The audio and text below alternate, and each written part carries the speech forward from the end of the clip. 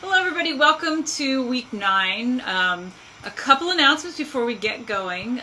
Reminder that there is no class next week. We're going to post some assignments for the following week on Monday, and we just want to speak among the three of us to see exactly what we want to address moving forward. So the next round of assignments we'll be due in 2 weeks, but we'll tell you what they are on Monday or Tuesday. This week's going to be a pretty short video because the assignments for this week aren't due until the 18th. We'll send a video next week, and we'll discuss some of the assignments that have been turned in the meantime, and loop back to the next video. We're going to be making comments on your work as it comes in, so we will still be doing that. If you need any clarification on anything before you move forward, email us and let us know. Your unit plans, the drafts for them are due on the 18th, so we're going to be looking at those and getting comments back to you. We'll do individual comments on those. Keep in mind the final product for this class is doing a book with your students, so as you're doing that, make sure you're thinking about when that's going to happen. If you're doing this as a PD, not for credit, we're going to figure out how many hours you get for PD based on the assignments that you've handed in, the number of assignments. If you're taking this class for credit, we will email you next week with a grade update. So we're just going to touch briefly on some of the things we've been talking about over the last few weeks. People have been turning more of their writing goals, and they look really good. Lots of good ideas. They're different goals, which we expect. After you turn in your unit plans, we will look at those and try and help them align to what you have for your goal, your writing goals, and try and give you ideas if you don't already have some for how to incorporate that into your unit. First thing we're going to talk about is Chapter 6.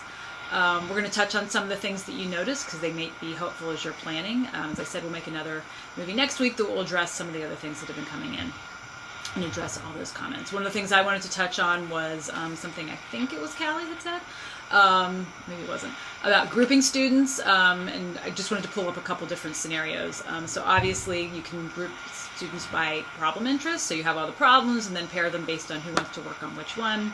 By personality, somebody's very vocal, somebody is not very vocal, someone's more dominant, to make sure that you have a balance there. Most of the time when I've done it, I have had grouped kids, mostly the teacher's done it unless I've known them, group them, and then those two kids have to pick a problem together. But there are lots of ways to do that. You definitely know that better than we do just because you know your kids. Another thing that somebody pointed out was that it's really important to preview ways to collaborate. I think if you're doing sort of a brainstorm with them, as you're looking at the first problem that you pick as a group, that you can definitely model some of those ways and let them know what you're expecting from them as far as collaboration.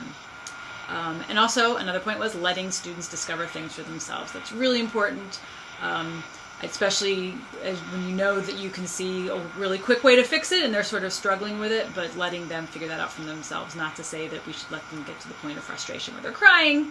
There's definitely, intervening when you need to. But part of them doing that problem solving is part of that is having them struggle a little bit. And also related to grouping students, Kathleen had mentioned that in her first engineering project she had groups of 5, but now she never has groups larger than 2 or 4. And we found very similar things. That groups of 2 are often ideal. Many of the projects simply aren't large enough to require 4 sets of hands, so someone usually ends up getting pushed to the side and doesn't have as much stake in that project. But with groups of 2, it really helps them with discussions because there's only 2 of them. They kind of have to talk back and forth, and so peer feedback is a lot easier. Becky also mentioned the role of the teacher in her comment. She said, I found Annie's description of her role really valuable and how I think about the teacher's role. It is easier for me to accept students taking responsibility and ownership of ideas that are undeveloped and have potential. The idea of letting kids go in a direction, even when you know it's not going to work, however, goes against the grain. I'm going to be conscious of this in my own teaching and try to let the students discover for themselves if something doesn't work. That was such a great comment. When I first started using novel engineering in my own classroom, I realized that I had to take a step back from my traditional role as teacher, and that was tough for me. If I wanted to encourage risk-taking and give students ownership over their solution, I needed to try out some of their own ideas. Oftentimes, I think we want to intervene and kind of give students a little of assistance, but really, as you begin to step back from doing that, they stop relying on you for the answers and they discover their own answers. They begin to start taking creative risks that help them build confidence. And I also noticed that when I did this, students started coming up with their own ways to test their solutions, which was really cool. Once they start getting into their own testing, they decide what needs to be improved upon, what materials could they trade. They think about trade-offs and improvements to their design. And they do this collaboratively with their teammate, not asking their teacher for help all the time or relying on me for the answers. And I think that's a big step that we're taking when we're taking on challenges such as these.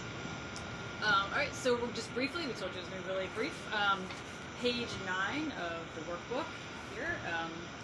Make sure you look at this when you're linking your standards to the document. We've got NGSS, which is page 9, and then before that Common Core. I know that's important, so just making sure you can see where certain engineering behaviors are happening as part of the novel engineering trajectory. So we wanted to talk a little bit more about empathy and helping build that with your students. Just thought of a couple ideas. As you're planning, think about what additional resources you can give them to help them build that empathy. So for example, if they're reading A Long Walk to Water, you could have them watch a TED Talk from YouTube with Salva Dutt, who's one of the characters, speaking about that, what that experience was like. You could have kids carry jugs of water so they understand how heavy they are. But just having more touch points for them to make connections with the characters are helpful. And that's something that you should be thinking about as you're planning. You guys want to add anything on that front? No? All right. So coming up, obviously no new assignments next week, but if you're starting to think about that, thinking about additional resources you want to share with your students and put that into your plan. Sections 8 and 9 are going to be the next part for the plan, and that'll help you complete the plan. And thinking about that videotape conversations with students. Post it on Torch, you have to videotape it and have a few comments about what you think their ideas are. There are going to be a couple different scenarios. Some people might be interviewing 1 or 2 students at lunch. Some people might be videotaping a group of students as they work. So if you're not quite sure what you should be looking about or how to get at their ideas, please contact one of us. We can talk to you a little bit more about how to set that up and implement it, and what you can focus on during the interaction. Obviously, an interview is going to be different than observation. It's going to be a little bit easier if you have just a video of kids working to go back and sort of look at their ideas. But you might need some ideas if you're going to do an interview. How do you set that up for kids to think about, for kids to be doing something for you to help think about what their ideas are. That is all I have for this week. Lisa, anything on your end? No, that's it. All right. So I will send an email next week so you'll know when the video talking about all the comments for this past week will be. Thank you guys very much. Bye-bye.